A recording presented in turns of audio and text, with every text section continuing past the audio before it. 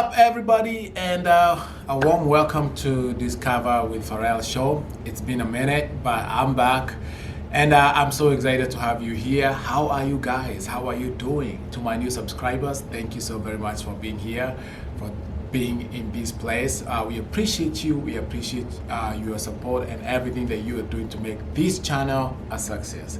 Thank you to my family, my YouTube family. Thank you so very much for the love. And guys, I am so excited. Today we are doing a different video, and yeah, so if you've not subscribed, please do so right now. There's that subscribe button there, just hit it. If you've not turned on the notification bell, please do so, because when we post a video, you'll be the first to know. Okay, so guys, how have you been? How is everybody doing in this new year? We are almost, January is almost over. And I know January for most of us is a long month, and I hope everything is going on good. And just a reminder, I'm so sorry because we had to change the dates of our meeting, and so the new dates will be in April, the second week of April, the second Saturday of April. That will be April 8th.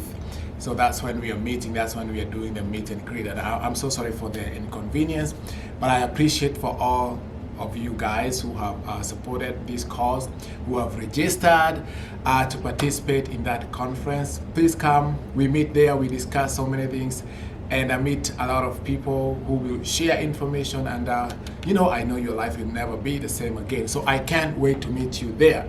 And so for those who are asking how you can register, please just check out your phone and dial *483 star 2022 hash, and then you can register there. And of course, there's also a link I'll share here. You can just go ahead and register using that link.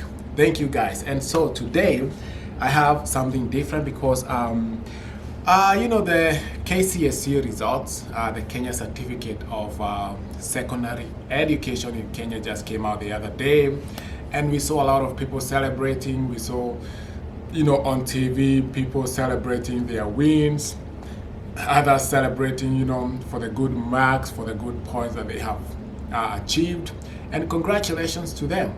But also we have some people who didn't celebrate because they thought, oh my God, easy marks nimepata, like they are so low, I don't feel like myself, I don't feel like I can do anything with these points. But today, well, let me tell you something. Congratulations, because you made, 4 years is not easy to just go to Form 1 up to Form 4 and complete your school. So congratulations to you for completing school, okay? There are so many kids out there who go to school and then they drop off. So you're privileged to have finished and to have that certificate. So congratulations to you. You're not a failure.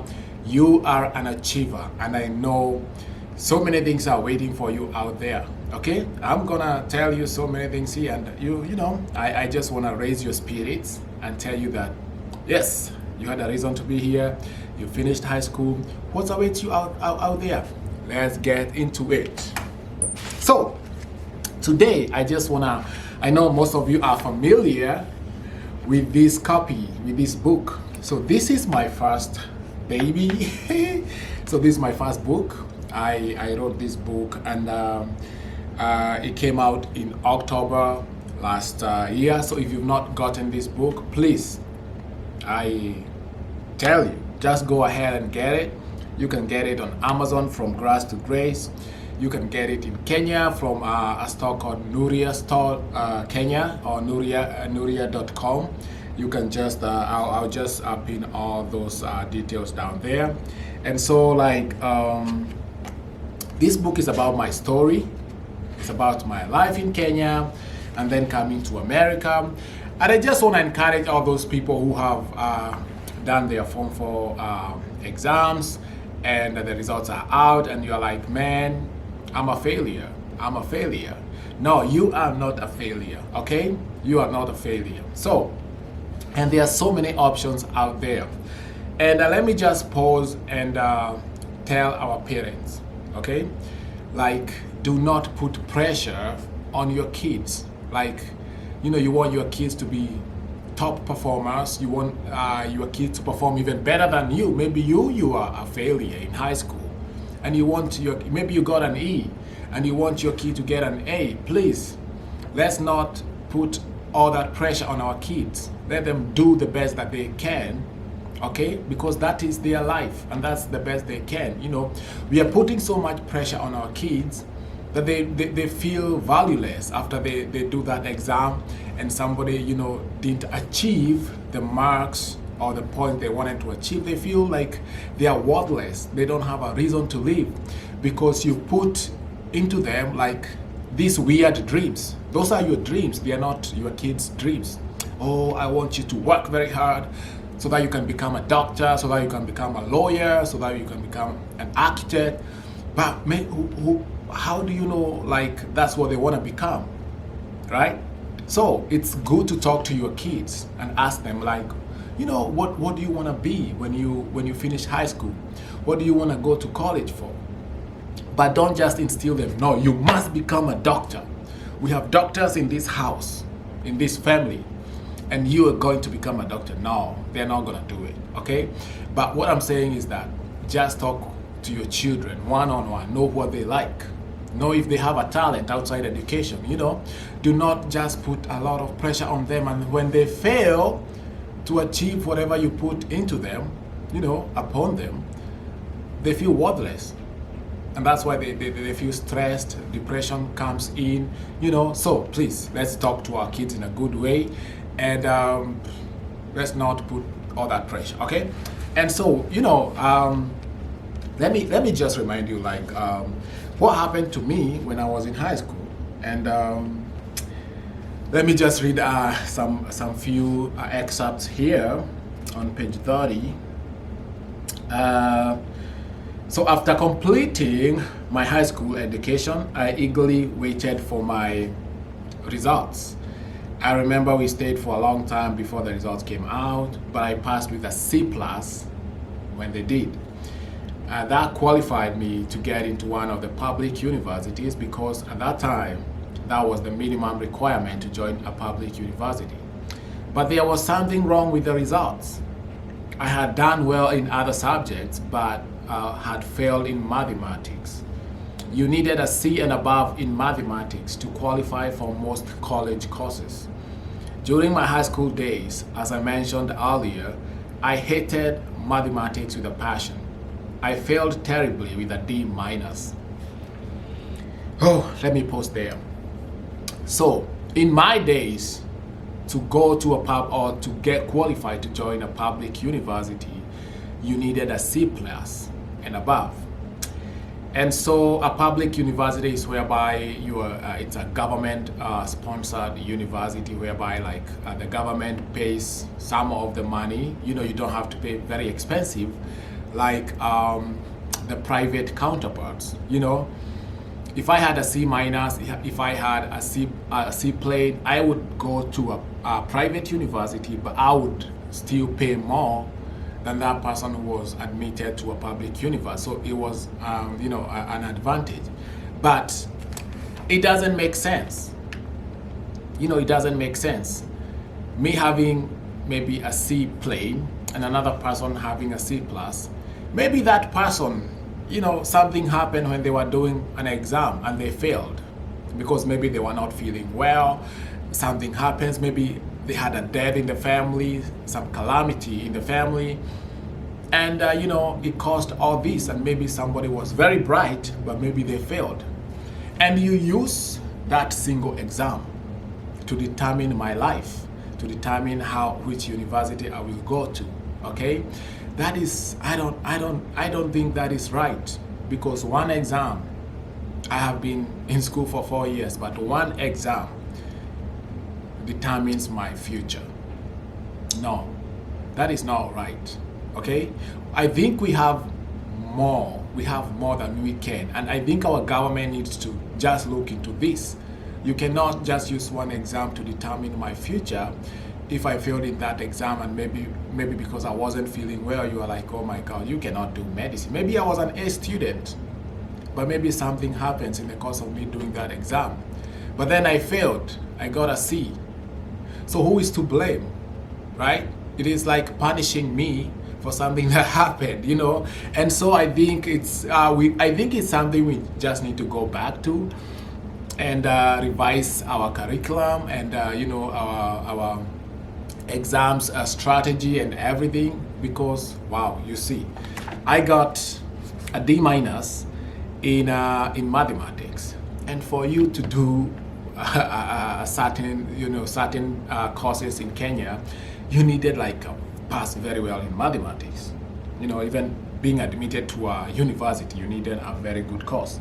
I mean, a very good grade. And so now I feel terribly with a D minus in mathematics, and that meant I wouldn't do any prestigious courses and programs in a public university. I would maybe go to a private university, which was too expensive for my family to afford.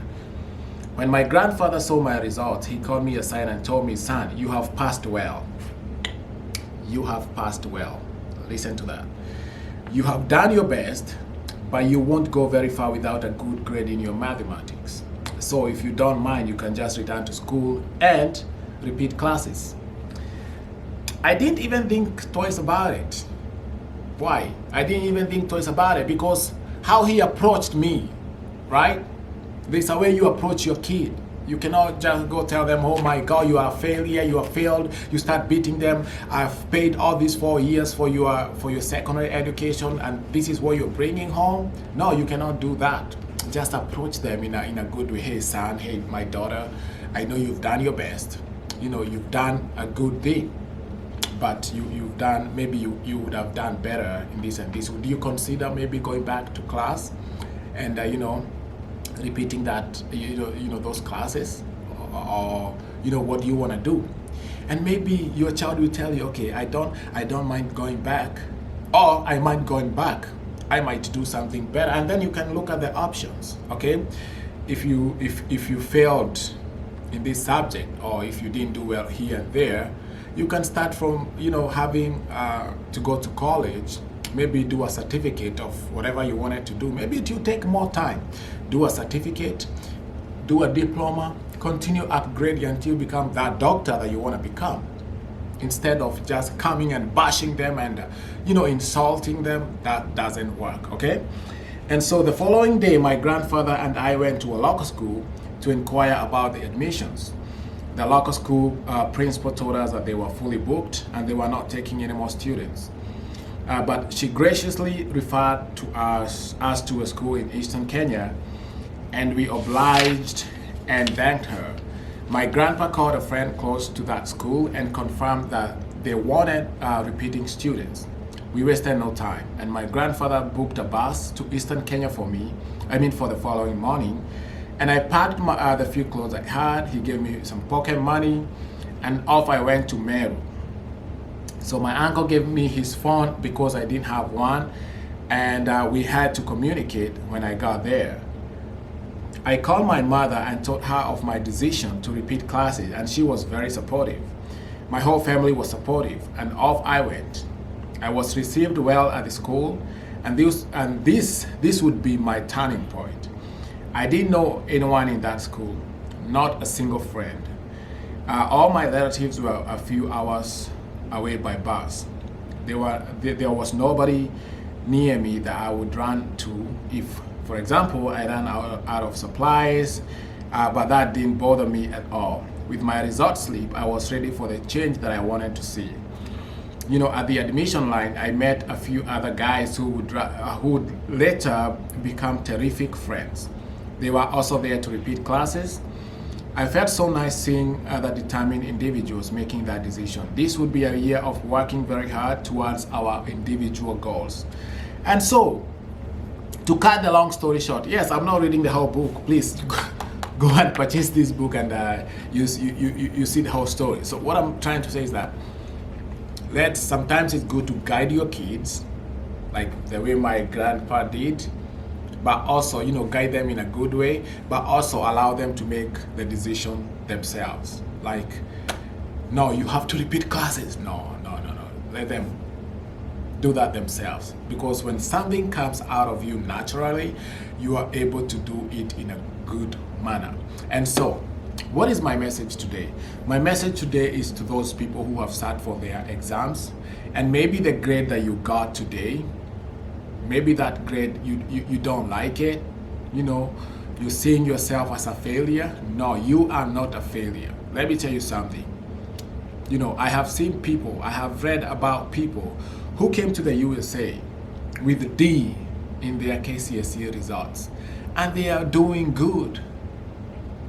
We read of somebody who came here with a D. He has like 3 degrees. Like, he's a doctor.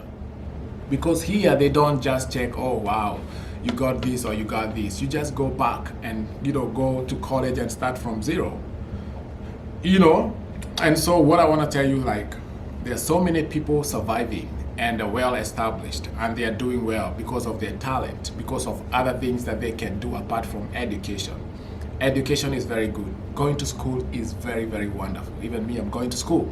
But what other things can you do? Because not everybody in this world will progress to doing their bachelor's, to doing their master's.